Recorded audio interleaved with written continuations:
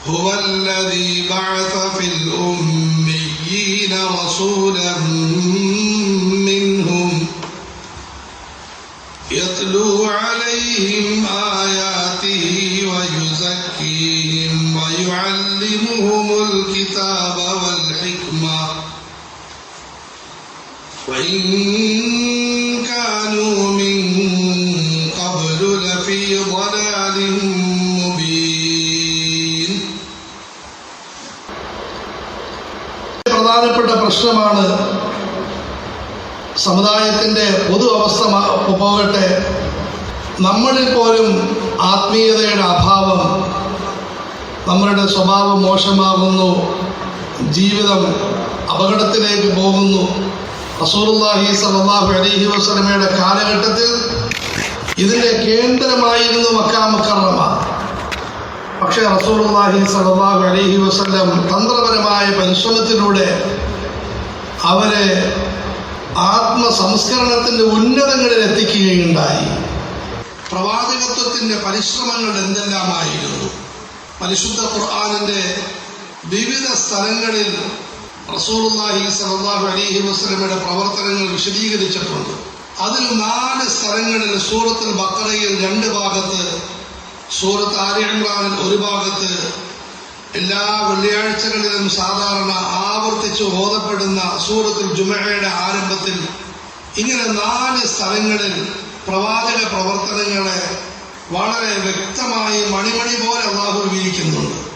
ഹുവല്ലദീ ബഅസ ഫിൽ ഉമ്മീന റസൂലൻ മിൻഹും യത്ലൂ അലൈഹിം ആയാതിഹി വയുസക്കീഹിം വയുഅല്ലിമുഹുമുൽ കിതാബ വൽ ഹിക്മ വഇൻ കാനൂ മിൻ ഖബ്ലു ലഫീ ളലാലിൻ മുബീൻ. അല്ലാഹു സുബ്ഹാനഹു വ തആല ഒരു വിവരവുമില്ലാതിരുന്ന ജനങ്ങളിലേക്ക് അവരിൽപ്പെട്ട ഒരു പ്രവാചകനെ നിയോഗിക്കുകയുണ്ടായി. ആ പ്രവാചകൻ 3 പ്രവർത്തനങ്ങൾ നടത്തി. ഒന്ന്, യത്ലൂ അലൈഹിം ആയാതി, പടച്ചവന്റെ വചനങ്ങൾ പാരായണം ചെയ്തുകൊണ്ട് ജനങ്ങളെ നന്മയിലേക്ക് ക്ഷണിച്ചു. തിലാവത്ത് കിതാബില്ലാഹി ലിദ്ദഅവ, പടച്ചവന്റെ വചനങ്ങൾ പാരായണം ചെയ്ത് ജനങ്ങളെ നന്മയിലേക്ക് ക്ഷണിച്ചു. വയുസക്കീഹിം, 2, അവർക്ക് ആത്മസംസ്കരണം പകർന്നു നൽകി. ഒരു വിശുദ്ധമായ മനസ്സ് അവരിൽ ഉണ്ടാക്കാൻ പരിശ്രമിച്ചു. വയുഅല്ലിമുഹുമുൽ കിതാബ വൽ ഹിക്മ, 3, പരിശുദ്ധ ഖുർആനും പ്രവാചക ചര്യയും പഠിപ്പിച്ചു. എന്തുണ്ടായി? വഇൻ കാനൂ മിൻ ഖബ്ലു ലഫീ ളലാലിൻ മുബീൻ. ഈ 3 പ്രവർത്തനങ്ങൾക്ക് മുമ്പ് ആ ജനങ്ങൾ വ്യക്തമായ വഴികേടിലായിരുന്നു. ഈ 3 പ്രവർത്തനങ്ങൾ നടത്തപ്പെട്ടപ്പോൾ അതേ ജനങ്ങൾ ഉന്നത സന്മാർഗത്തിലായി മാറി. പരിശുദ്ധമായ മനസ്സുള്ളവരായി, ആഴമേറിയ അറിവുള്ളവരായി, പ്രകടനങ്ങൾ വളരെയധികം കുറഞ്ഞവരായി. സഹാബാക്കൾ ആരായിരുന്നു എന്നതിനെ കുറിച്ച് പ്രമുഖ സഹാബിയായ ഇബ്നു മസ്ഊദ് റളിയല്ലാഹു തആല അൻഹു പരിചയപ്പെടുത്തുന്നു. സത്യം പറയുന്നവരാണ് സഹാബാക്കൾ. ആരെയും ബലൂണാക്കുക, വെറുതെ ആവശ്യമില്ലാതെ അടിച്ചു വെക്കുക അവരുടെ ജീവിതത്തിലില്ല. അവർ പറയുന്ന വാക്കാണ് കാനു അദർറ ഹാദിഹിൽ ഉമ്മത്തി ഖുലൂബ. ആത്മസംസ്കരണം നടത്തപ്പെട്ടപ്പോൾ അവർ ഈ സമുദായത്തിൽ ഏറ്റവും നന്മ നിറഞ്ഞ മനസ്സുള്ളവരായി. വഅമഖഹ ഇൽമ, വൈജ്ഞാനിക പ്രവർത്തനങ്ങൾ നടത്തപ്പെട്ടപ്പോൾ ആഴമേറിയ അറിവുള്ളവരായി. വഅഖല്ലഹ തകല്ലുഫ, പ്രബോധനത്തിന് വേണ്ടി പരിശീലിക്കപ്പെട്ടപ്പോൾ അവർ പ്രകടനങ്ങൾ വളരെ കുറഞ്ഞവരായി. സഹോദരങ്ങളെ, അന്ന് മുതൽ ഇന്ന് വരെയും അല്ല, ഇനി എല്ലാ കാലഘട്ടത്തിലും മുഴുവൻ പ്രശ്നങ്ങളും പരിഹരിക്കാൻ ഈ 3 വഴികൾ മാത്രമാണുള്ളത്. ഈ സമയത്ത് നമ്മൾ ചിന്തിക്കും, നമ്മൾ ഈ വഴിയിൽ പരിശ്രമിക്കുന്നവരാണല്ലോ, അല്പസ്വല്പം ദഅവത്തൊക്കെ നടത്തുന്നുണ്ട്, ആത്മസംസ്കരണവും മാഷാ അല്ലാഹ് നമുക്ക് ദിക്റും ദുആയും എല്ലാം ഉണ്ട്, വൈജ്ഞാനിക പ്രവർത്തനങ്ങളുമായി ബന്ധപ്പെട്ടവരാണ്. തീർച്ചയായും വളരെ നല്ലത്. ഇത് കൂടുതൽ നന്നാക്കാനും ഇതിന്റെ ഉദ്ദേശവും മാർഗവും ശരിയാക്കാനും നമ്മൾ പരിശ്രമിക്കും. ജോലി തീർന്നു. പ്രബോധനം നമ്മളുടെ ജീവിതത്തിന്റെ ഭാഗമാക്കി. ദഅവത്ത് ജനങ്ങളോട് മറുപടി പറയേണ്ടതുണ്ട്, പടച്ചവനോട് മറുപടി പറയേണ്ടതുണ്ട്. ഞാൻ എന്നെ ഏൽപ്പിച്ച സമയത്ത് അല്ലെങ്കിൽ ഏൽപ്പിച്ച കാര്യം നിർവഹിച്ചു, നിങ്ങളോട് മറുപടിയായി. ഇന്ന് രാത്രി എനിക്ക് ഉറങ്ങാൻ പറ്റുകയില്ല, നല്ല ക്ഷീണമുണ്ട്, ജോലി ചെയ്തിട്ടാണ് കിടക്കുന്നതെങ്കിലും കൂടെ ഞാൻ എഴുന്നേൽക്കും നാളെയെപ്പറ്റി ചിന്തിച്ചുകൊണ്ട്. സഹോദരങ്ങളെ, ഒരു ദൈവത്തിന്റെ ചെറിയൊരു ചിത്രം ഇതാണ്. നമുക്ക് അസ്വസ്ഥമായൊരു മനസ്സുണ്ടാകണം. ലോകത്ത് ജനങ്ങൾ വഴികേടിലേക്ക് പോകുന്നല്ലോ, നമ്മളെ കുടുംബത്തിൽ പോലും അപകടങ്ങൾ നടക്കുന്നല്ലോ. പഴയ കാലഘട്ടത്തിൽ വളരെ വിദൂരമായിരുന്ന ആളുകൾ, നമ്മളുമായി വലിയ ബന്ധമൊന്നുമില്ലാത്തവരെല്ലാമാണ് അപകടത്തിൽ പോയിരുന്നതെങ്കിൽ ഇന്ന് നമ്മളുമായി വളരെ അടുത്തവർ, ഉയർന്ന കുടുംബത്തിലെ ആളുകൾ, ഇവരാണ് ദീനിൽ നിന്ന് മാറിപ്പോയിക്കൊണ്ടിരിക്കുന്നത്. നമ്മളുടെ മനസ്സ് അസ്വസ്ഥമാകണം. ഈ അസ്വസ്ഥതയിൽ നിന്നും അല്ലാഹു തആല പ്രവർത്തിക്കാനുള്ള വഴികൾ തുറന്നു തരും. എന്നിട്ട് നമ്മൾ പ്രവർത്തിക്കണം, ആളുകളോട് ദീനിന്റെ കാര്യങ്ങൾ പറയണം, നന്മയിലേക്ക് ക്ഷണിക്കണം. പ്രബോധനത്തെ പറ്റി നമുക്ക് വലിയൊരു തെറ്റിദ്ധാരണയുണ്ട്. അടിക്കുന്നെങ്കിൽ ചത്തേ പറ്റൂ, അങ്ങനെ തടി അടിക്കണം എന്നൊരു ശൈലി നമുക്കിടയിൽ സാധാരണയുണ്ട്. ആരെയും നന്മയിലേക്ക് വിളിച്ചാൽ അയാൾ വന്നേ തീരൂ, വന്നെങ്കിൽ പ്രബോധനം ജയിച്ചു, വന്നില്ലെങ്കിൽ പ്രബോധനം ജയിച്ചില്ല. തെറ്റാണത്. അടിക്കേണ്ടതുപോലെ അടിക്കണം, ഇതാണ് കടമ. ചാകട്ടെ ചാകാതിരിക്കട്ടെ. ഫദക്കിർ ഇന്നമാ അൻത മുദക്കിർ ഫദക്കിർ ഇന്നഫഅതി ദിക്റ. താങ്കൾ നിരന്തരം ഉപദേശിച്ചുകൊണ്ടിരിക്കണം. തദ്കീർ, നിരന്തരം ഉപദേശിക്കണം. എന്റെ മകൻ സ്കൂട്ടർ എടുത്ത് വെളിയിലേക്ക് ഇറങ്ങുന്നു, ഇവിടെ വാപ്പ പ്രസംഗിക്കുകയില്ല.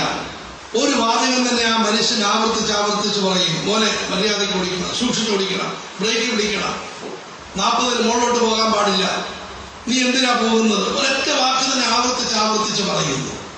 ഫദക്കിർ ഇന്നമാ അൻത മുദക്കിർ. താങ്കളുടെ ദൗത്യം ഉണർത്തിക്കൊണ്ടേയിരിക്കലാണ്. ലസ്ത അലൈഹിം ബിമുസൈത്തിർ. ആരെയും അടിച്ചു പിടിച്ച് വരിക്കേണ്ട ബാധ്യത താങ്കൾക്കില്ല. ഇവിടെ റസൂലുള്ളാഹി സ്വല്ലല്ലാഹു അലൈഹി വസല്ലം ചിന്ത ആളിക്കത്തിയപ്പോൾ അത് മാറ്റാൻ വേണ്ടി അല്ലാഹു പറയുന്നു, ഇല്ലാ മൻ തവല്ല വകഫർ. ആത്മാർത്ഥമായി ഉപദേശിക്കപ്പെട്ടിട്ട് മുഖം തിരിച്ച് നടക്കുകയും നിഷേധിക്കുകയും ചെയ്ത ആളുകളുടെ പിന്നിൽ താങ്കൾ ബുദ്ധിമുട്ട് നടന്ന് ഉപദേശിക്കേണ്ട ആവശ്യമില്ല. ഉപദേശിച്ചാൽ വളരെ നല്ലത്, നിർബന്ധമില്ല. ഒരു വല്ലാത്ത പ്രബോധനത്തിന്റെ അവസ്ഥാവിശേഷം നമ്മൾ ഉണ്ടാക്കിയെടുക്കണം. നമ്മൾ പടച്ചവന്റെ ഭാഗത്ത് നിന്ന് നിയോഗിക്കപ്പെട്ടവരാണ് എന്ന ചിന്ത വേണം.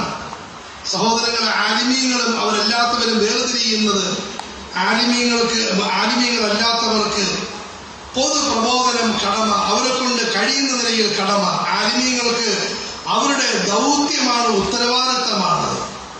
അള്ളാഹുവിന്റെ അനുഗ്രഹത്താൽ നമ്മൾ വെറും സാധുക്കളാണെങ്കിലും നമ്മളുടെ കയ്യിലും നെഞ്ചിലും ഒരു അനുഗ്രഹീത സനതുണ്ട്. ഞങ്ങളുടെ മഹാന്മാരായ ഉസ്താദുമാർ ഞങ്ങൾക്ക് അനുവാദം നൽകി കർമ്മരംഗത്തേക്ക് കൽപ്പിച്ച് ഞങ്ങളെ ഇറക്കിയതുപോലെ പ്രിയപ്പെട്ട മകനെ ഞങ്ങളും അതേ അനുവാദം നൽകി നിർദ്ദേശിച്ച് നിങ്ങളെയും ഇറക്കുകയാണ്.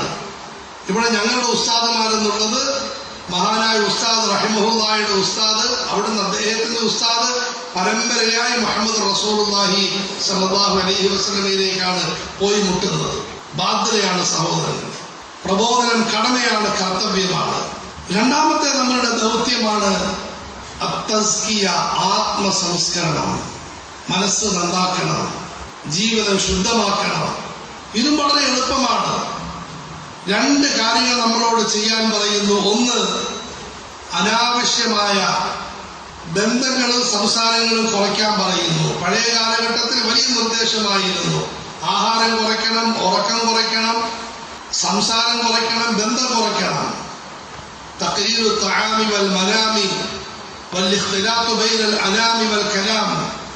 ഇന്നത്തെ ഉലമാക്കൾ ഇതിൽ 3 കാര്യങ്ങളും വെട്ടിയിട്ട് പറയുന്നു. 3ാമത്തെ കാര്യം മാത്രം, സംസാരം കുറയ്ക്കണം. ആവശ്യത്തിന് ഉറങ്ങിക്കൊള്ളാൻ പറയുന്നു. ആഹാരവും കഴിവിന്റെ പരമാവധി നല്ല നിലയിൽ കഴിച്ചോളാൻ പറയുന്നു. അതുപോലെ തന്നെ ബന്ധങ്ങൾ സ്ഥാപിച്ചോളാൻ പറയുന്നു. പക്ഷേ സംസാരം കുറയ്ക്കുന്നു. വളരെ എളുപ്പം. പകുതി ആത്മസംസ്കരണം വന്നായി ഉണ്ടാകും ഇതിലൂടെ. രണ്ടാമത്തെ ദൗത്യം, രണ്ടാമത്തെ കാര്യം തക്സീറു ദിക്റില്ല, അല്ലാഹുവിന്റെ ദിക്ർ അധികരിപ്പിക്കുക. നമസ്കാരം, ഫർദ് നമസ്കാരങ്ങൾ മാഷാ അല്ലാഹ് ചെയ്യുന്നവരാണ്. കുറച്ച് സുന്നത്തുകൾ നമസ്കരിക്കും. ഒരു ദിവസം ഒരു 50 റക്അത്ത് സുന്നത്ത് നമസ്കരിക്കുന്ന സ്വഭാവം ഉണ്ടാക്കി. മദ്രസ മദാഹിറുലും സഹാറംപൂരിലെ മഹാനായ ഉസ്താദ് അല്ലാമ മുഹമ്മദ് യൂനുസ് ജോൽപൂരി റഹ്മത്തുള്ളാഹി അലൈഹിയുടെ ദർസ് അടുത്ത് കേൾക്കുകയുണ്ടായി. മുതഅല്ലിമീങ്ങളോട് പറയുന്നു, ഒരു 50 റക്അത്തെങ്കിലും സുന്നത്ത് നമസ്കരിക്കും. വളരെ എളുപ്പത്തിൽ നടക്കും. തഹജ്ജുദ് മുതൽ വിത്ർ വരെയുള്ള നമസ്കാരത്തിന് മുമ്പും പിൻപുമുള്ള സുന്നത്ത് നമസ്കാരങ്ങൾ ഒന്ന് ശ്രദ്ധിച്ചാൽ നടക്കുന്നത്. പരിശുദ്ധ ഖുർആൻ പാരായണം വർദ്ധിപ്പിക്കും. ഒരല്പം ദിക്റുകളും ദുആക്കളും നമ്മൾ പതിവാക്കി. ഈ 2 കാര്യത്തിലൂടെ ആത്മസംസ്കരണം ഇൻഷാ അല്ലാഹ് ഉണ്ടാകും. ഉണ്ടാകുന്നില്ലേ, രണ്ടിലും എന്തോ കുറവ് സംഭവിച്ചു എന്ന് മനസ്സിലാക്കി. പഴയ കാലഘട്ടത്തിലായിരുന്നു വലിയ റിയാദ, മുജാഹദ, ഭയങ്കരമായ ത്യാഗം. അല്ലാഹു തആല നമ്മുടെ ബലഹീനതയ്ക്കനുസരിച്ച് നമുക്കുള്ള മരുന്നുകളും അല്ലാഹു ലഘുവാക്കുകയാണ്. 2 കാര്യങ്ങൾ നമ്മളോട് പറയുന്നു. ഒന്ന്, അനാവശ്യമായ സംസാരങ്ങൾ കുറയ്ക്കും. 2, അല്ലാഹുവിന്റെ ദിക്ർ അധികരിപ്പിക്കും. നാവ് കൊണ്ട് പറ്റുന്നില്ല, മനസ്സുകൊണ്ട് ചൊല്ലിക്കൊണ്ടിരിക്കും. സഹോദരങ്ങളെ, ആലിമാകൽ ജോലിയാണ്, മുഫ്തിയാകൽ ജോലിയാണ്, ഹാഫിളാകൽ ജോലിയാണ്. അല്ലാഹുവിന്റെ വലിയാകൽ ഒരു ജോലിയുമില്ല. മനസ്സിൽ ആഗ്രഹമുണ്ടാക്കിയെടുത്തു, തീരുമാനമെടുത്തു, അല്ലാഹു തൗഫീഖ് നൽകുമാറാകട്ടെ. വിലായത്തിന്റെ 1ാമത്തെ പടിയിലേക്ക് നമ്മൾ കാല് വെച്ചു. പിന്നെ വിലായത്ത് എന്താണ്? അത് ഇന്നൊരു തെറ്റിദ്ധാരണയാണ്. ആകാശത്തോടി പറക്കണം, വെള്ളത്തിൽ കൂടി നടക്കണം. 2 വിലായത്തിന്. വിലായത്ത് ഭൂമിയിൽ കൂടി മര്യാദയ്ക്ക് നടക്കണം. മസ്ജിദുൽ ഹറാമിൽ വെച്ച് മഹാനായ മൂസാ മൗലാന നബറല്ലാഹു മർക്കദഹു അവர்களോട് എൻ്റെ ഒരു കൂട്ടുകാരൻ മൗലാന മകളെ പരിശുദ്ധ ഖുർആൻ ഹിഫ്ദിലാക്കിയിരിക്കുന്നു, ഹിഫ്ദ് പൂർത്തിയാക്കാൻ വേണ്ടി ദുആ ചെയ്യണം. മൗലാന അവர்கள் അദ്ദേഹത്തിന് മുഖത്ത് സ്നേഹത്തിനും ദേഷ്യത്തിനും വലിച്ചൊരടി കൊടുത്തു. ഒരൊറ്റയാൾ പോലും മക്കളെ വലിയാക്കണമെന്ന് പറയാറില്ല. എല്ലാവരും ഹാഫിദും ആലിമും പറഞ്ഞുകൊണ്ട് നടക്കുകയാണ്. സഹോദരങ്ങൾ, നമ്മുടെ ഇൽമിന്റെ അടിസ്ഥാന ലക്ഷ്യം അല്ലാഹുവിന്റെ വലിയാകലാണ്. പടച്ചവനോട് നമുക്ക് സ്നേഹമുണ്ടാകണം, ആദരവായ റസൂലിനോട് സ്നേഹമുണ്ടാകണം, ദീനിനോട് കൂറുണ്ടാകണം. അല്ലാഹ് എന്ന് പറയപ്പെടുന്ന സമയത്ത് നമ്മുടെ മനസ്സുകൾ ചകിതമാകണം. മുഹമ്മദ് റസൂലുള്ളാഹി എന്ന് കേൾക്കുമ്പോൾ നമുക്ക് വികാരം കൊണ്ട് നമ്മുടെ മനസ്സ് ചാടണം. ഉണ്ടായോ? അൽഹംദുലില്ലാഹ്. ഇല്ല, ഉണ്ടാക്കിയെടുക്കുക. അതിന്റെ വഴിയാണ് ഈ പറയുന്നത്. സയ്യിദുനാ മുഹമ്മദ് റസൂലുള്ളാഹി സ്വല്ലല്ലാഹു അലൈഹി വസല്ലം 3 ദിവസം കൂട്ടത്തിൽ കഴിയുന്ന ആളുകളിൽ ഈ പരിവർത്തനം ഉണ്ടാക്കുന്നു.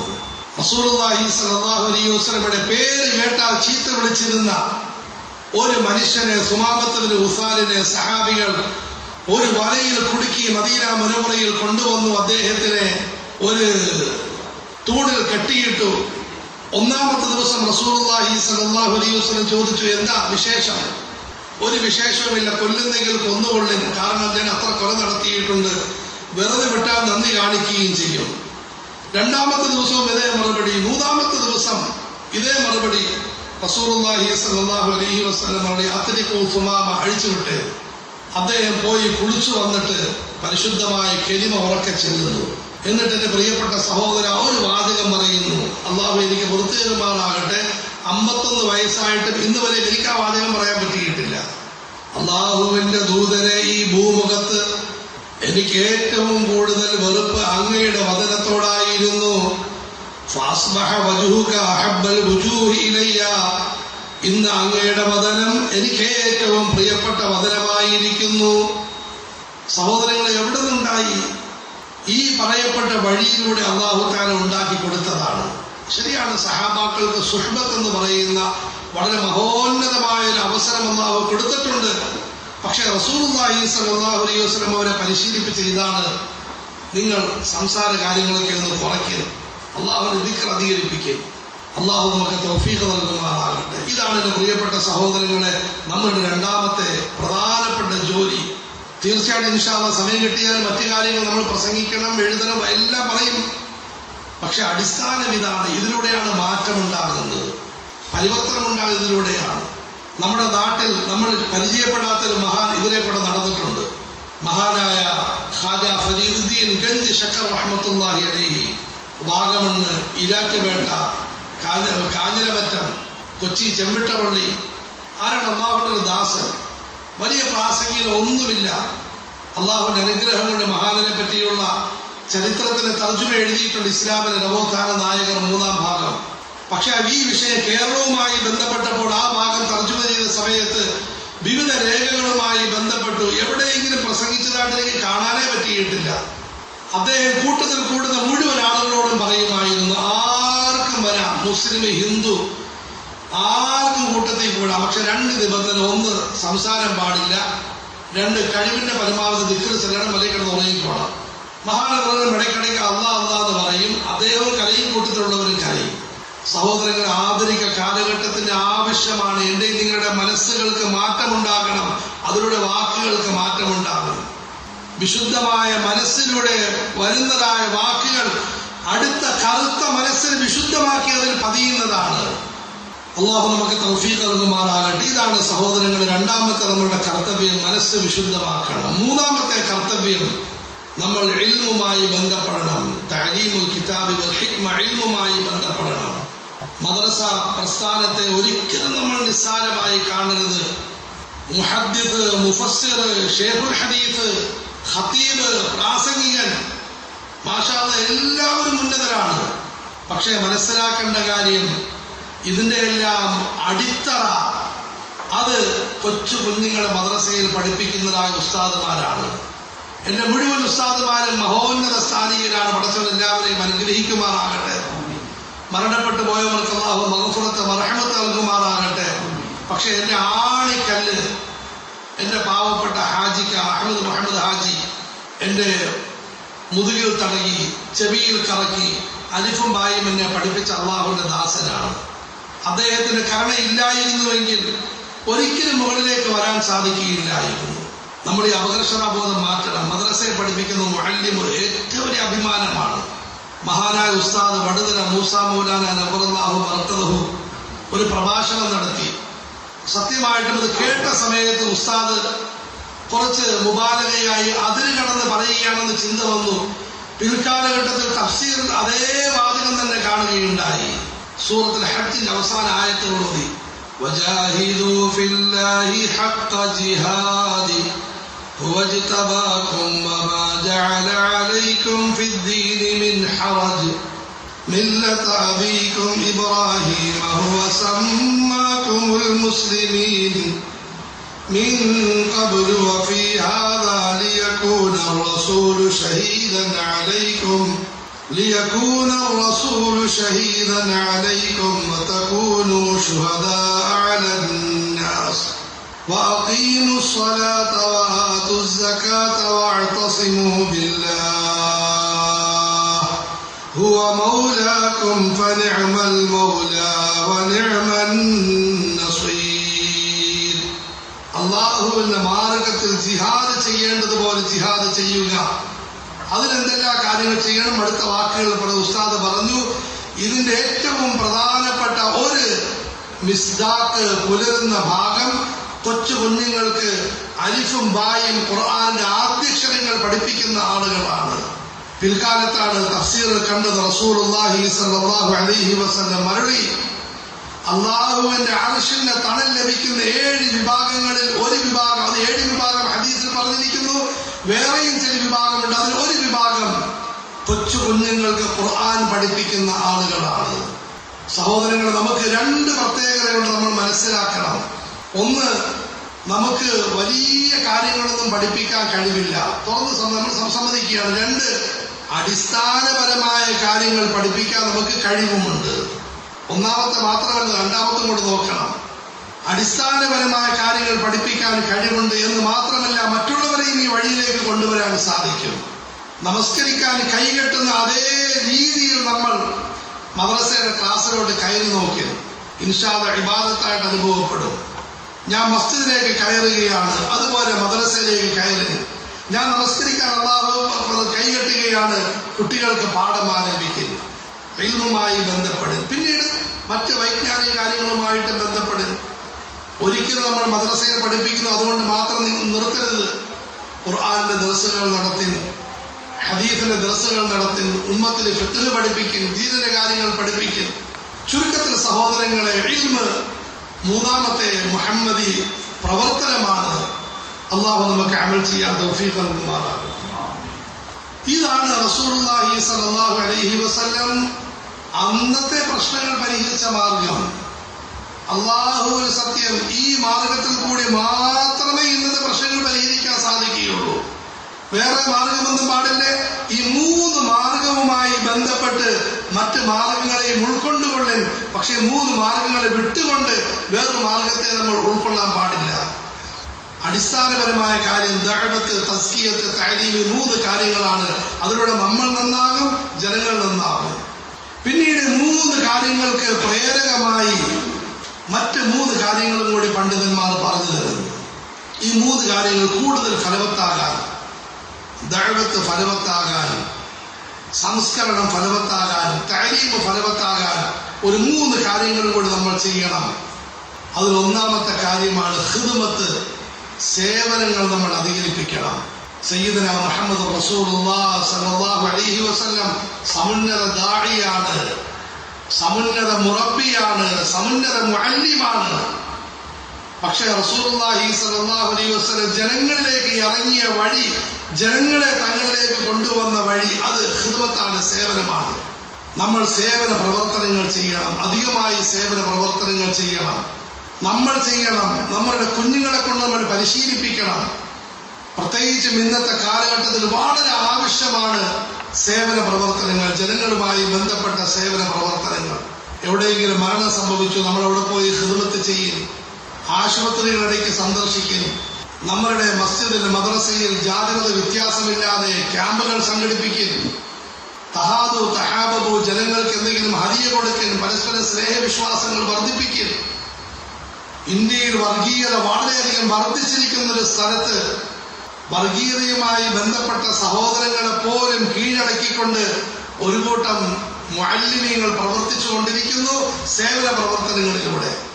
നമ്മുടെ കേരളത്തെയും കാർന്നു നിന്നുന്ന വലിയൊരു പ്രശ്നമാണ് ലഹരി പദാർത്ഥങ്ങളുടെ ആധിക്യം. ഒരു ഉസ്താദ്, മദ്രസ മുഅല്ലിം ഈ പ്രവർത്തനം ആരംഭിച്ചു. അദ്ദേഹത്തിനടുത്ത് 10ാമതായിട്ട് വന്നത് ആ പ്രദേശത്തുള്ള കടുത്ത വർഗീയവാദിയായ ഒരു വ്യക്തിയുടെ ഭാര്യയാണ്. അങ്ങ് ഈ പ്രവർത്തനം ചെയ്യുന്നതായിട്ട് കേട്ട്, എന്റെ മോനെ അപകടത്തിൽ അകപ്പെട്ടിരിക്കുന്നു, അങ്ങ് രക്ഷിക്കണം.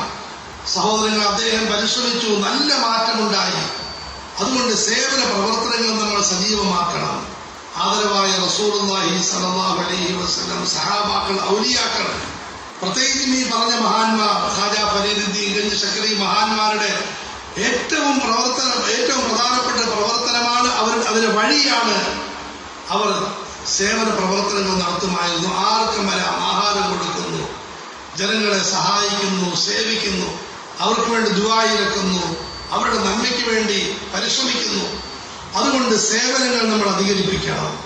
രണ്ടാമത്തെ വളരെ പ്രധാനപ്പെട്ട ഒരു കാര്യമാണ്, നമ്മൾ രാഷ്ട്രീയ കാര്യങ്ങളെ പറ്റിയുള്ള ശ്രദ്ധയും ഗൗരവവും വേണം. നമ്മളെപ്പറ്റി ആളുകൾ ഉന്നയിക്കുന്ന ഒരു ചോദ്യമാണ്, നിങ്ങൾക്ക് രാഷ്ട്രീയമില്ല? ഉണ്ട്, ചീഞ്ഞളിഞ്ഞ രാഷ്ട്രീയമില്ല, യഥാർത്ഥ രാഷ്ട്രീയമുണ്ട്. അവസ്ഥകളെ ശരിയായി വിലയിരുത്തണം. ഞാൻ തുറന്നു പറയുകയാണ്, ഏതൊരു സംഘടനയുമായിട്ടാണ് നിങ്ങൾ ബന്ധപ്പെട്ടത്, ആ സംഘടന സ്വീകരിക്കുന്ന രാഷ്ട്രീയ കാഴ്ചപ്പാട് അത് സൂക്ഷ്മതയോടുകൂടി നന്നായിട്ട് മനസ്സിലാക്കി ഉൾക്കൊണ്ട് ജനങ്ങളെ നമ്മൾ ആ കാര്യം ധരിപ്പിക്കാൻ പരിശ്രമിക്കണം. പരിസരബോധമില്ലാതെ കണ്ണും പൂട്ടി നടക്കുന്ന ഒരു അവസ്ഥാവിശേഷം ഒരിക്കലും സമുദായത്തിൽ ഉണ്ടാകാൻ പാടില്ല. രാഷ്ട്രീയ കാര്യങ്ങളെ പറ്റിയുള്ള യഥാർത്ഥ അവബോധം വേണം. അതിലേറ്റവും പ്രധാനപ്പെട്ട രാഷ്ട്രീയമാണ്, പ്രത്യേകിച്ച് നമ്മളുമായി ബന്ധപ്പെട്ട കാര്യമാണ്, ഇസ്ലാമിനെതിരിൽ ഉണ്ടാകുന്ന ആക്ഷേപങ്ങളെ നമ്മൾ തന്മയത്വത്തോടെ നമ്മൾ നേരിടുക എന്നുള്ളത്. ഒന്നുകിൽ നമുക്കതിന് മറുപടി അറിയാം, നമ്മൾ മറുപടി പറയാം. നമുക്ക് മറുപടി അറിയില്ല, മറുപടി അറിയാവുന്നവരെ കൊണ്ട് പറയിപ്പിക്കും.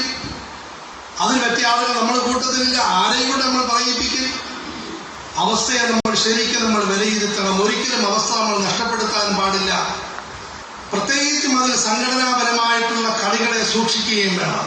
നമ്മുടെ കേരളത്തിൽ ഇപ്പോൾ വളരെ അപകടകരമായ ഒന്നാണ്, മുസ്ലിം ഭീതി വിതച്ചുകൊണ്ടും ഇസ്ലാമിനെയും പ്രവാചകനെയും മുസ്ലിമീങ്ങളെയും എല്ലാം മോശമായി ചിത്രീകരിച്ചുകൊണ്ടുള്ള പ്രചണ്ഡമായ പ്രചാരണങ്ങൾ. അതിൽ നമ്മളുടെ ആദ്യത്തെ ദൗത്യം എന്താണ്? നമ്മൾ നേരെ ചൊവ്വേ മറുപടി പറയുക എന്നുള്ളതാണ്. മറുപടി പറയാൻ വേണ്ടി നമ്മൾ പുതുതായിട്ടൊന്നും പരിശ്രമിക്കേണ്ട ആവശ്യമില്ല. മുൻഗാമികളായ മഹാന്മാർ ചെയ്തത് അതുപോലെ കൊണ്ട് ഉദ്ധരിച്ചാൽ മതി. മഹാന്മാരായ സഹാബാക്കൾ ആദരവായ റസൂലുള്ളാഹി സ്വല്ലല്ലാഹു അലൈഹി വസല്ലമയുടെ മേൽ വന്ന ആരോപണങ്ങൾക്ക് മറുപടി പറഞ്ഞിട്ടുണ്ട്. അത് പറയും മുൻഗാമികളായ മഹത്തുക്കൾ അവർ പറഞ്ഞ മറുപടികൾ നമ്മൾ ഉദ്ധരിക്കും. ഉദാഹരണത്തിന് ഇപ്പോൾ കേരളം മുഴുവനും യുക്തിവാദികൾ അഴിഞ്ഞാടുകയാണ്. മ്ലേച്ഛമായ രീതിയിൽ പ്രവാചകൻ നിന്ന് നടത്തിക്കൊണ്ടിരിക്കുന്നു. നമ്മൾ നിഷ്ക്രിയരായി ഇരിക്കാനും പാടില്ല, എന്തെങ്കിലും കാര്യങ്ങൾ കാണിക്കാനും പാടില്ല. മുൻഗാമികളെ പിൻപറ്റി അവരുടെ കാര്യങ്ങൾ കൊണ്ട് കോട്ട് ചെയ്താൽ മതിയാകും. ഞാൻ ഈ മുൻഗാമികൾ എന്ന് പറയും, നമ്മൾ സ്വയം എന്തെങ്കിലും ചെയ്താൽ അപകടത്തിൽ പോകാൻ സാധ്യതയുള്ളത്. അതുകൊണ്ടാണ് ഏറ്റവും നല്ല മാർഗം പഴയ ആളുകളെ പിൻപറ്റലാണ്. ഇന്ത്യയിലെ ഒരു പ്രധാനപ്പെട്ട വർഗീയവാദിയായിരുന്ന, പിന്നീട് അവരിൽ തന്നെ ചവിട്ടുകൊണ്ട ഒരു മുൻ കേന്ദ്രമന്ത്രി, അദ്ദേഹം പുസ്തകം എഴുതി, ദ വേൾഡ് ഓഫ് ഫത്വ, ഫത്വയുടെ ലോകം എന്ന് പറഞ്ഞ് സമുദായം സാധാരണ ചോദിക്കുന്ന ചോദ്യങ്ങൾക്ക് സമുദായത്തിലെ പണ്ഡിതന്മാർ നൽകുന്ന മറുപടി അത് പരസ്പരം വിരുദ്ധമാകും, വ്യത്യസ്തമാകും. എന്നോട് തന്നെ ഒരു 3 ചോദ്യങ്ങൾ 3 സാഹചര്യത്തിലായി ചോദിച്ചാൽ 3 മറുപടിയായിരിക്കും പറയുന്നത്. പക്ഷെ ഇദ്ദേഹം അതിനെ എടുത്ത് അങ്ങോട്ടും ഇങ്ങോട്ടും കൂട്ടിമുട്ടിച്ച് വളരെ മോശമായി ചിത്രീകരിച്ചു. നോക്കിയ ഫത്വയുടെ ലോകം, ഒരാളിങ്ങനെ ഒരാൾ അപഹാസ്യമായി. ഇതിന് മറുപടിയായി ഇന്ത്യയിലെ തന്നെ പ്രധാനപ്പെട്ട ഒരു എഴുത്തുകാരൻ റഫീഖ് സക്കരിയ അദ്ദേഹം മറുപടി എഴുതി. ആ മറുപടിയിൽ ഉണ്ടായ ഒരു വലിയ അബദ്ധം, ഫത്വകൾ വിരുദ്ധമായതിനെ പറ്റി അരുൺ ഷുറി ഇങ്ങനെ പരിഹസിക്കുകയാണോ? ഹദീസുകളിൽ തന്നെ ധാരാളം വൈരുദ്ധ്യമുണ്ട്, ആകപ്പാട് വൈരുദ്ധ്യമില്ലാത്ത ഖുർആനിൽ മാത്രമാണ്. നോക്കി മറുപടി പറയാൻ പോയി സമുദായത്തിന് വേറെ തന്നെയാണ് മുറിച്ചു കൊടുക്കുകയാണ്. ഇതാണ് സഹോദരങ്ങളെ പുതിയ മറുപടികളുടെ കുഴപ്പം. നമ്മൾ പഴയ മഹത്തുക്കൾ മറുപടി നൽകിയിട്ടുണ്ട്. അല്ലാമ റഹ്മത്തുള്ളാഹി കീരാനബി റഹ്മത്തുള്ളാഹി അലൈഹി ഇന്നത്തെ മുഴുവൻ ആരോപണങ്ങൾക്ക് മാഷാ അല്ലാഹ് മറുപടി പറഞ്ഞിട്ടുണ്ട്. ആ കിതാബ് വായിക്കുമ്പോൾ എന്റെ കണ്ണ് നിറയുന്നു. അന്നത്തെ ചോദ്യങ്ങൾ അത് ഇന്ന് ആവർത്തിക്കുന്നു. അതിന് വ്യക്തമായിട്ട് അദ്ദേഹം മറുപടി കൊടുത്തിരിക്കുന്നു. അതിനെ നോക്കിയാണ് ഡോക്ടർ അഹമ്മദ് ദീദാത്ത് പരിശ്രമിച്ചത്. ഇന്നും പരിശ്രമിക്കുന്ന സഹോദരങ്ങൾ പ്രധാനമായും പരിശ്രമിക്കുന്നതിന്റെ അടിസ്ഥാനം അല്ലാമ റഹ്മത്തുള്ളാഹി കീരാനബിയുടെ ഇദ്ഹാറുൽ ഹഖ് ഇസാലത്തുൽ ശുക്കൂക്കുമാണ്. അതുകൊണ്ട് നമ്മൾ ഒന്നിക്കൽ മറുപടി പറയും. നമ്മൾ കഴിവുള്ള സഹോദരങ്ങളുണ്ട്, മറുപടി പറയാൻ അറിയില്ല, പറയുന്നവർ അവരെ നമ്മൾ പറയിപ്പിക്കും. ഇതിൽ സംഘടനകളെ കളികൾ കളിക്കാതിരിക്കും. സമുദായത്തോട് ആദ്യം പറയും, ഇവരെ ഒരു സംഘടനയുമായി ബന്ധിപ്പിക്കാതിരിക്കും. അതുപോലെ ഓരോ സംഘടനകളോട് നിങ്ങൾ ദയവ് ഇവരുടെ കൈകാലം മുറിച്ച് സംഘടനയുടെ ആളുകളാക്കാതിരിക്കും. ശരിയാണ്, എനിക്ക് സംഘടനയുണ്ട്, പക്ഷേ ഇസ്ലാമിന്റെ കാര്യം പറയുന്ന സമയത്ത് പൊതുരീതിയാണ്. ആലിമീങ്ങളുടെ സദസ്സായതുകൊണ്ട് മനഃപൂർവ്വം ഇതുമായി ബന്ധപ്പെട്ട ഒരു ഉദാഹരണം പറയുകയാണ്. ഒരു യാത്രക്കിടയിൽ ഈ പറഞ്ഞതുപോലെ ചില കടുത്ത എതിരുള്ള സഹോദരങ്ങൾ അവരുമായി ബന്ധപ്പെടാൻ സാധിച്ചു. ചെറിയ ഖിദ്മത്തുകൾ അവർക്ക് ചെയ്തു. അല്ലാഹു തആല ഒരു മഹാന്റെ കൂട്ടത്തിൽ യാത്ര ചെയ്യാൻ അവസരം നൽകി. ബഹുമാനപ്പെട്ട ഇബ്രാഹിം മൗലാന നബ്ബറല്ലാഹു ബറക്കതുഹു മൗലാന കയറുന്ന മുഴുവൻ വണ്ടികളിലും ആരംഭത്തിൽ എല്ലാവരും വെറുക്കും. വലിയ താടി, വലിയ ജുബ്ബ, ലോകത്തുള്ള സാധനങ്ങൾ മുഴുവനും വഴിക്ക് തരുന്ന എല്ലാവരുടെ സാധനവും മേടിക്കും. വെള്ളം കൊടുത്താൽ അതും മേടിക്കും, എല്ലാം മേടിക്കും. ട്രെയിനിൽ കയറി എല്ലാവർക്കും വെറുപ്പാണ്. പക്ഷെ ഇരുന്ന് കഴിഞ്ഞാലോ അദ്ദേഹം ആൾക്കാർക്കെല്ലാം സാധനങ്ങൾ കൊടുത്തു തുടങ്ങും. ഞങ്ങൾ ട്രെയിനിൽ കയറിയ സമയത്ത് ഒരു സ്ത്രീ ഭയങ്കരമായിട്ട് ദേഷ്യപ്പെട്ടു. 5 മിനിറ്റ് കഴിഞ്ഞ് ആ സ്ത്രീയുടെ കുഞ്ഞ് മോലാന്റെ മടിയിരിക്കുന്നു. ആ സ്ത്രീ അവിടെ പാട്ടും പാടിയിരിക്കുകയാണ്. മോലാൻ ആ കുഞ്ഞിന് മിഠായി കൊടുക്കുന്നു, സാധനങ്ങൾ കൊടുക്കുന്നു. ഈ സമയം നോക്കി അവിടെ കടുത്ത വർഗീയതയുള്ള ചില സഹോദരങ്ങൾ ഉണ്ടായിരുന്നു. അവർ ഞങ്ങളോട് സംസാരിച്ചു തുടങ്ങി. അന്ന് ഇവിടെ ഇസ്ലാമിനെയും ആദരവായ റസൂലിനെയും മഹാമോശമായി നിന്ദിച്ചതിന്റെ പേരിൽ ആരോ കൊന്നുകളഞ്ഞ ചേകനൂരിന്റെ കേസ് ശക്തമായി നടക്കുകയായിരുന്നു. ഞങ്ങളോട് സംസാരിച്ച അദ്ദേഹം 2-3 ചെറുപ്പക്കാർ പറഞ്ഞു, അങ്ങനെയുള്ള AP അബൂബക്കർ മുസ്ലിയാരുമായി നിങ്ങൾക്ക് ബന്ധമൊന്നും കാണത്തില്ലല്ലോ, വളരെ ശ്രദ്ധിക്കണം, ശരിയായ ഇസ്ലാമിക രാഷ്ട്രീയം പറയുകയാണ്. ഞാൻ അവരോട് പറഞ്ഞു, AP അബൂബക്കർ ഉസ്താദുമായി അഭിപ്രായ വ്യത്യാസമെല്ലാം ഉണ്ടെങ്കിലും ഈ സൽസ്വഭാവം അദ്ദേഹമാണ് ഞങ്ങളെ പഠിപ്പിച്ചിരിക്കുന്നത്. അവരാരും മിണ്ടിയിട്ടില്ല. എനിക്ക് സുഖമായിട്ട് മുതലെടുക്കാമായിരുന്നു. നമുക്ക് അദ്ദേഹങ്ങളുടെ അഭിപ്രായ വ്യത്യാസമൊക്കെയുണ്ട്, പക്ഷേ ഈ സൽസ്വഭാവം അദ്ദേഹം പഠിപ്പിച്ചതാണ്, അദ്ദേഹത്തിനെ പോലുള്ള പണ്ഡിതന്മാരെ പഠിപ്പിച്ചതാണ്. സഹോദരങ്ങളെ, ഇസ്ലാമിക രാഷ്ട്രീയം മനസ്സിലാക്കുന്നത് സെൽഫ് ഗോൾ അടിക്കലല്ല ഇസ്ലാമിക രാഷ്ട്രീയം. അവസരം നോക്കിക്കൊണ്ട് എന്നെ വളർത്താൻ വേണ്ടി നോക്കലല്ല, അവസരം നോക്കിക്കൊണ്ട് ദീനിനെ ഉയർത്തി അതിലൂടെ എനിക്കും ഉയർച്ച കിട്ടും. ഇന്ത്യയിൽ 3 രാഷ്ട്രീയക്കാര് കടന്നു പോയിട്ടുണ്ട്. ഒരുത്തരെ കൊണ്ട് ഇസ്ലാമിന് നാശം മാത്രം, ഒരാളെ കൊണ്ട് ഗുണവും ഉണ്ടായില്ല, പക്ഷെ ശല്യം ഉണ്ടായില്ല എന്ന വലിയ ഗുണമുണ്ട്. ഒരാളെ കൊണ്ട് ഗുണം മാത്രം. ഡോക്ടർ ഹിദായത്തുള്ള അദ്ദേഹം സുപ്രീം കോടതി ചീഫ് ജസ്റ്റിസ് ആയിരുന്നു, ഇടക്കാലഘട്ടത്തിൽ രാഷ്ട്രപതിയുമായി. പക്ഷേ മരിക്കുന്ന സമയത്ത് വസീയത്ത് ചെയ്തു, എന്നെ കരിച്ചു കളയണമെന്ന്. ഒരു ഗുണവുമില്ലാത്ത രാഷ്ട്രീയക്കാരൻ, നാശം മാത്രമുള്ളവൻ.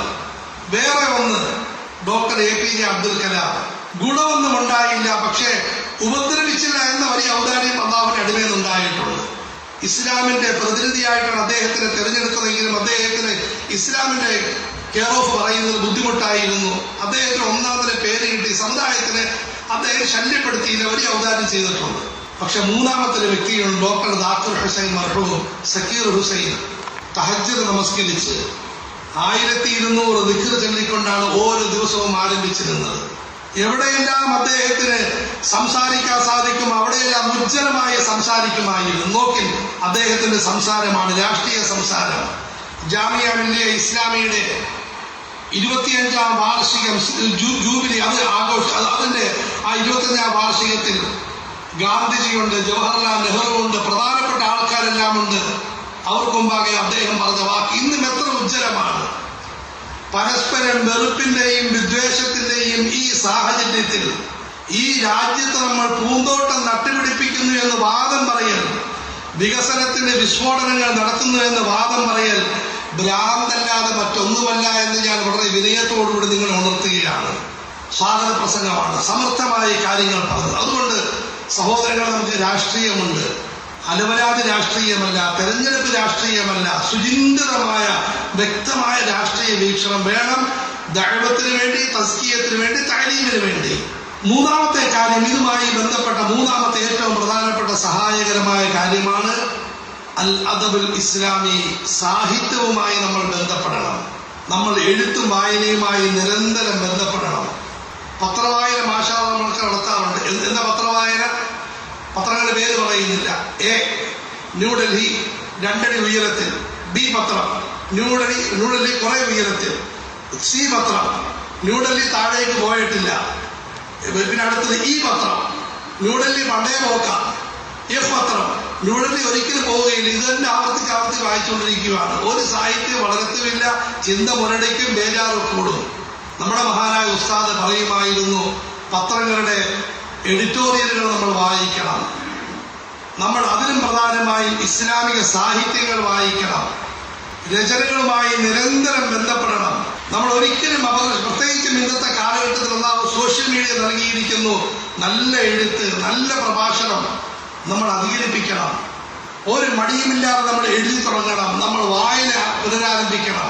പ്രത്യേകിച്ചും സഹോദരങ്ങൾ, നമ്മുടെ വലിയ ദൗർബല്യമാണ് മദ്രസ ഇറങ്ങിക്കഴിഞ്ഞാൽ പിന്നീട് ഒരൊറ്റ കിതാബും തുറന്നു നോക്കുകയില്ല. കല്യാണം കഴിച്ചു കഴിഞ്ഞാൽ ഉള്ള വായനയും കൂടി ഇല്ലാതാകും. മക്കളായി കഴിഞ്ഞാൽ പിന്നീട് അങ്ങോട്ട് പറയലില്ലാതെ കേൾക്കുന്ന സ്വഭാവം പോലും ഇല്ലാത്ത അവസ്ഥയിലോട്ട് വരും. ഇത് മാറ്റി നമ്മൾ സാഹിത്യം നമ്മൾ ഉണ്ടാക്കിയെടുക്കണം. മഹാന്മാർ വളരെ ലളിതമായിട്ട് അവർ കാര്യങ്ങൾ പറഞ്ഞവരാണ്, പക്ഷെ ഉജ്ജ്വല സാഹിത്യകാരന്മാരായിരുന്നു. ജനങ്ങളോട് അവരുടെ ബുദ്ധിയെ പരിഗണിച്ചുകൊണ്ട് പറയുന്നു, നിങ്ങളുടെ സംസാരത്തിലൂടെ ഒന്നെങ്കിൽ ആളുകൾ മുഅ്മിനാകും, അല്ലെങ്കിൽ കാഫിറാകുമെന്ന് ഓർക്കണമെന്ന് മഹാനായ അലി റളിയല്ലാഹു തആല അൻഹു. അതുകൊണ്ട് സഹോദരങ്ങളെ, നമ്മൾ ഇന്നത്തെ കാലഘട്ടത്തിൽ ചെയ്യേണ്ട പ്രധാനപ്പെട്ട കാര്യങ്ങൾ. ഒന്ന്, നമ്മളെല്ലാവരും ദാഴികളാകണം. മനസ്സ വാച കർമ്മണ നമ്മൾ പ്രബോധന പ്രവർത്തനങ്ങളുമായി ബന്ധപ്പെടുന്നു. രണ്ടാമതായി, നാം ഓരോരുത്തരും ആത്മസംസ്കരണം നല്ല നിലയിൽ നടത്തുന്നു. മൂന്നാമതായി, നമ്മൾ വൈജ്ഞാനിക പ്രവർത്തനങ്ങൾ സജീവമാക്കി. അതിന്റെ 3 പ്രേരകങ്ങൾ, 3 മാർഗങ്ങളാണ് പറയപ്പെട്ടത്. ഒന്ന്, സേവന പ്രവർത്തനങ്ങൾ, സഹായങ്ങൾ, ജാതിമത വ്യത്യാസമില്ലാതെ നമ്മൾ ജനങ്ങളെ സേവിക്കണം, ജനങ്ങൾക്ക് ഉപകാരം ചെയ്യണം. രണ്ടാമതായി, നമ്മൾ രാഷ്ട്രീയ അവസ്ഥകളെ ശരിക്കും വിലയിരുത്തി നമ്മൾ ജനങ്ങൾക്ക് ശരിയായ അവബോധം നൽകാൻ നമ്മൾ തയ്യാറാകണം.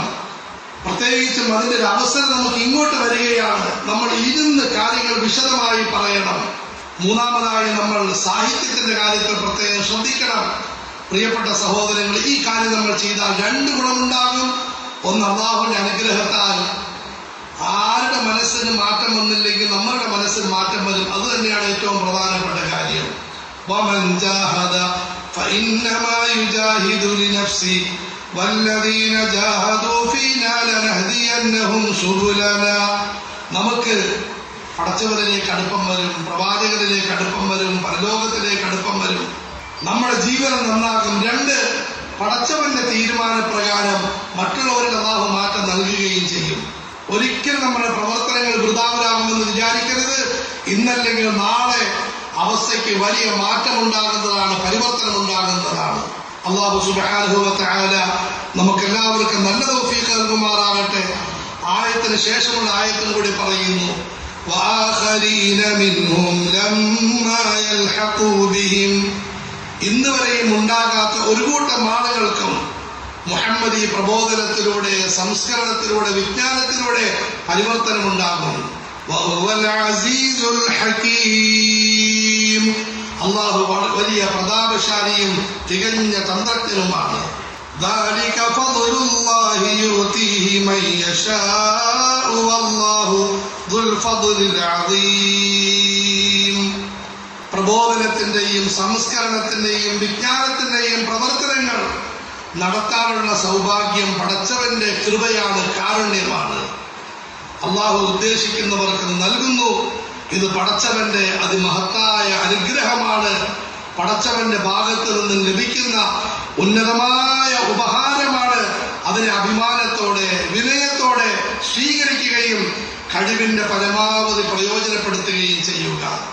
അവസാനമായി, എന്നെയും നിങ്ങളെയും പേടിപ്പിക്കാൻ അല്ലാഹു പേടിപ്പിക്കുമാറാകട്ടെ. നമ്മുടെ ഉത്തരവാദിത്വം നിർവഹിച്ചില്ലെങ്കിൽ നമുക്കും നാശമായിരിക്കും, ലോകത്തിന് നാശമായിരിക്കും എന്ന കാര്യം അടുത്ത വചനത്തിൽ അല്ലാഹു ഉണർത്തുന്നു. ആകയാൽ സഹോദരങ്ങളെ, അല്ലാഹു തആല വലിയ ഉത്തരവാദിത്വം ഏൽപ്പിച്ചിരിക്കുകയാണ്. നൂറ തൗഹീദ് കി ഇത്മാം ഹെ ബാക്കി. തൗഹീദിന്റെ പ്രകാശം, നന്മയുടെ വസന്തം ലോകത്ത് വിരിയിക്കേണ്ട വലിയൊരു ബാധ്യത അല്ലാഹു നമ്മളെ ഏൽപ്പിച്ചിട്ടുണ്ട്. അതിന്റെ മാർഗം പടച്ചവൻ തുറന്നു തന്നിരിക്കുന്നു. അതിന്റെ പ്രേരകങ്ങളും പടച്ചവൻ പ്രേരിപ്പിച്ചിരിക്കുന്നു. നമ്മൾ ആ മാർഗത്തിൽ കടക്കിന്, സഞ്ചരിക്കും. തീർച്ചയായും നമ്മൾ കഴിവില്ലാത്തവരാണ്.